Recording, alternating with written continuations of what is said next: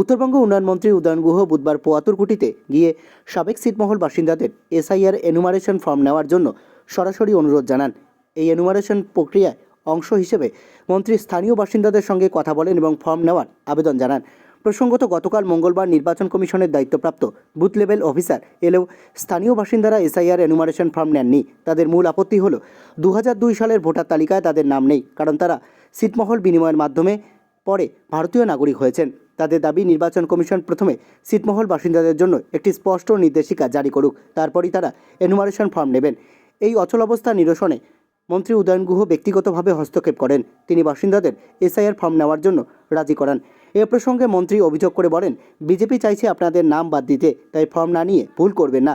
তিনি স্থানীয়দের আশ্বাস দেন যে বিএলওকে ডেকে তাদের ফর্ম নেওয়া হবে এবং সঠিকভাবে ফর্ম পূরণ করে জমা দেওয়া হবে। উল্লেখ্য, ভারত বাংলাদেশ ছিটমহল বিনিময়ের পর এখানকার বাসিন্দারা ভারতীয় নাগরিকত্ব পেলেও ভোটার তালিকা এবং অন্যান্য সরকারি সুবিধা প্রাপ্তিতে বিভিন্ন প্রশাসনিক জটিলতার সম্মুখীন হচ্ছেন। এটা ফর্ম তো নিতেই হবে। ফর্ম না নেওয়া মানে তো বিজেপির ফাঁদে পা দেওয়া। বিজেপি তো চাইছে যাতে এরা ভোটার না হয়। বিজেপি চাইছে এরা যদি ভোটার না হয় তাহলে বিজেপির লাভ।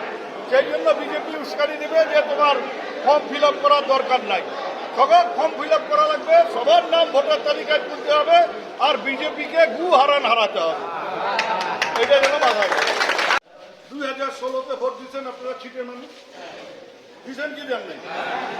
2019-এর লোকসভা নির্বাচনে ভোট দিচ্ছেন, 2021-এর বিধানসভা নির্বাচনে ভোট দিচ্ছেন, 2022-এ উপনির্বাচনে ভোট দিচ্ছেন, আবার 2023-এ পঞ্চায়েত নির্বাচনে ভোট দিয়েছেন, আবার 2024-এ লোকসভা নির্বাচনে ভোট দিয়েছেন। এইবার কি তোমাকে বলবে যে না তোমরা আর তোমার ভোটের লিস্টে তোমার আর ভোট চলবে না? এটা বলা যাবে? তোমাক বাদ দিয়ে তোমরা হচ্ছে কেন্দ্রীয় সরকার বাংলাদেশের সাথে চুক্তি করিয়ে তোমার দেশে নিচ্ছে। এর দায়িত্ব হচ্ছে কেন্দ্রের সরকার। তোমার ছিটে ছিলাম আমরা বাংলাদেশে যাব, তোমরা কাউ কর নাই, একটা লোক ওইখানে বলে নাই।